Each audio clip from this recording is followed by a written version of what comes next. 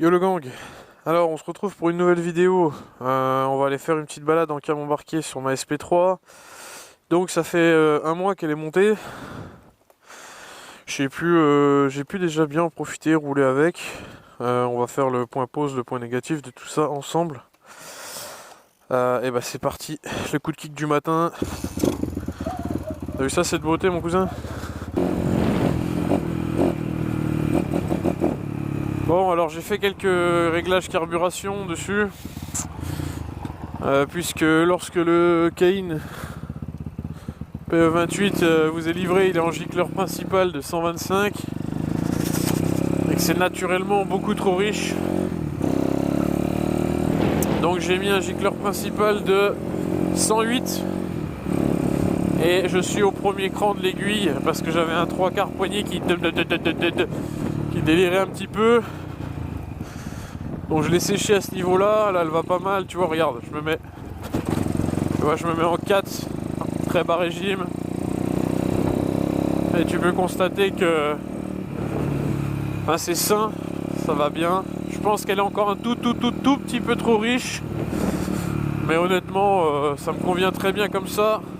Alors, si on peut parler des points positifs et négatifs pour ceux qui auraient envie de se lancer dans l'aventure d'homologuer leur pit bike, leur dirt bike. Alors le premier point négatif et le plus pénible selon moi, ça va être la boîte de vitesse. Alors tu peux tricher sur la démule comme j'ai fait, au détriment de bonnes accélérations. Mais il va te falloir de l'allonge pour faire de la route si tu veux pas massacrer ton moteur. Donc c'est un petit peu moins fun à rouler, je vous rassure. Il reste quand même de la ressource, hein. Donc là on est sur une démultiplication 17-41.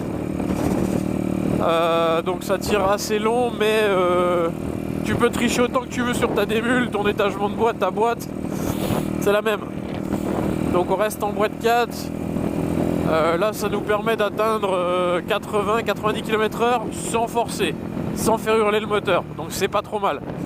En Vmax on va atteindre les 115-120 GPS. Donc ce qui est bien aussi, hein, attention. Mais c'est vite frustrant, tu vois. Genre déjà ta première elle te sert à rien. Donc en gros t'as 2, 3, 4. Dès que tu rentres un petit peu sur les grandes routes, et ben le seul rapport que tu vas engager ça va être la 4. Donc pour moi c'est le premier point négatif, le plus gros, qui va entraîner donc tout de suite sur le deuxième autre point négatif qui va être la consommation. Alors bien évidemment tu peux quand même faire quelques kilomètres avec les 3,8 litres, hein. Tu peux, selon comment tu roules, tu peux faire entre 50 et 90 km. Tu vois, si tu roules comme ça dans des petits chemins, tu bouffes rien, mais sitôt que tu vas faire de la grande route, et ça m'arrive plus que je ne l'aurais pensé, eh bien tu vas consommer l'orage. Alors, peut-être que tu consommeras moins avec un 24 ou un 26, moi j'ai le 28. J'ai mis celui-là parce que j'avais celui-là, et parce que c'est un très bon carbu, j'ai pas pris une copie. Je suis un petit peu allergique à tous ces carburateurs full Chine, bien qu'il y en ait qui fonctionnent bien, mais pour moi ça reste un élément majeur et j'ai pas envie de prendre de la merde en fait. J'ai pas envie d'être emmerdé, j'ai pas envie de, je sais pas, d'avoir des trucs inexplicables au niveau de, bonjour, au niveau du comportement de la machine. T'as beau faire ce que tu veux des fois, changer de 20 points de gicleur, de 4 crans d'aiguille, le comportement il est inchangé. T'as aucune lecture de carburation, quoi. Le truc il te parle pas en fait. Donc l'autre point négatif, donc le bruit. Et encore on n'est pas donc avec un moteur 4 soupapes qui est beaucoup plus bruyant. Mais le bruit est très fatigant malgré que ça soit une ligne de qualité, une superbe belle ligne. Moi je ne mettrais pas autre chose. Parce que pour moi SP3 ça rime avec Twins Calvini. Il est hors de question que je mette autre chose sur ma moto.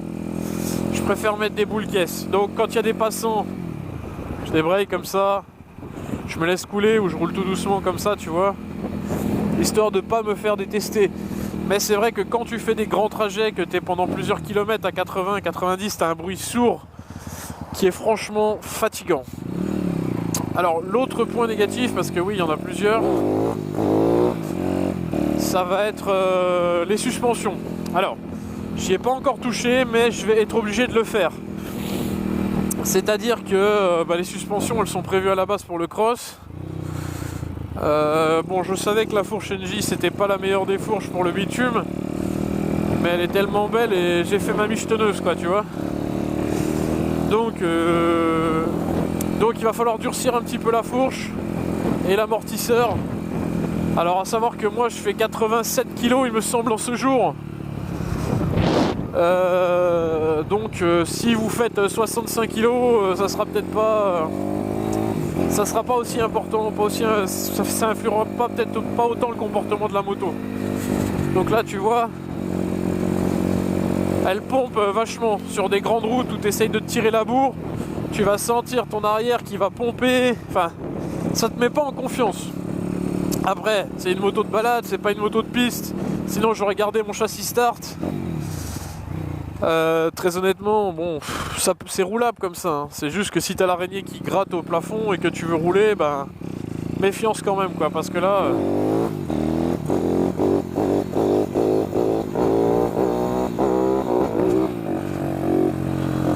ah, j'ai plus d'essence. On va mettre la réserve, les copains. Hop. Voilà. L'autre point négatif aussi que je lui trouve par rapport au châssis que j'ai pu rouler avant chez YCF, ça va être le poids.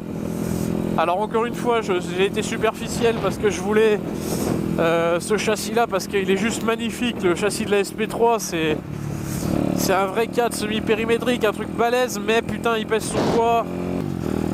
Donc forcément t'as l'impression d'être amputé de 3-4 chevaux, alors que bah non, en fait c'est juste ta moto qui est plus lourde. Donc on aura une moto un petit peu moins fun qu'avec le châssis par exemple de la Airstart de Loïc que je suis en train de monter. Mais bon, ça reste encore une fois une question de goût, de couleur, de ce que tu veux faire avec la machine, quoi, tu vois, c'est... Et enfin, le dernier point négatif à l'heure actuelle, ça va être l'éclairage qui reste quand même plutôt léger. Alors ça suffit pour être vu, mais je pense que pendant un road trip, dans un sous-bois, à 3 h du matin, mon cousin, t'as intérêt de mettre les feux additionnels parce que... Après, il faut dire que moi, je bigle pas mal. Tu vois, l'avantage aussi, maintenant, on peut en parler, ça va être l'accessibilité du truc. Ça veut dire que malgré le fait que tu sois en supermoto, bah, si tu veux passer dans des petits chemins comme ça, te faire des petits plaisirs, et ben tu peux. Tu vois, il n'y a aucun souci à ce niveau-là, quoi. Alors bien sûr, t'es pas en pneu à crampons, donc méfiance quand même, tu vois. Tu vois là comment elle glisse, je sais pas si tu vois, elle glisse à mort là. Mais tu peux le faire. Autre point positif, ben la sensation d'être sur un truc qui court pas les rues, la maniabilité tout de même, le prix de la machine, le fun. Tu vois, t'es pas obligé de la brusquer pour te faire plaisir.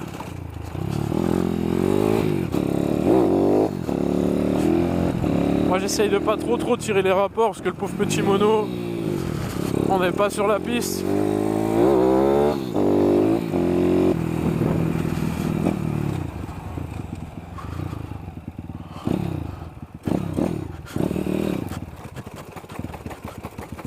Ouh, ça secoue. Donc voilà les amis, c'était juste une petite vidéo pour vous emmener à bord. Vous parler un petit peu de mon ressenti au bout d'un mois où je la roule presque tous les jours.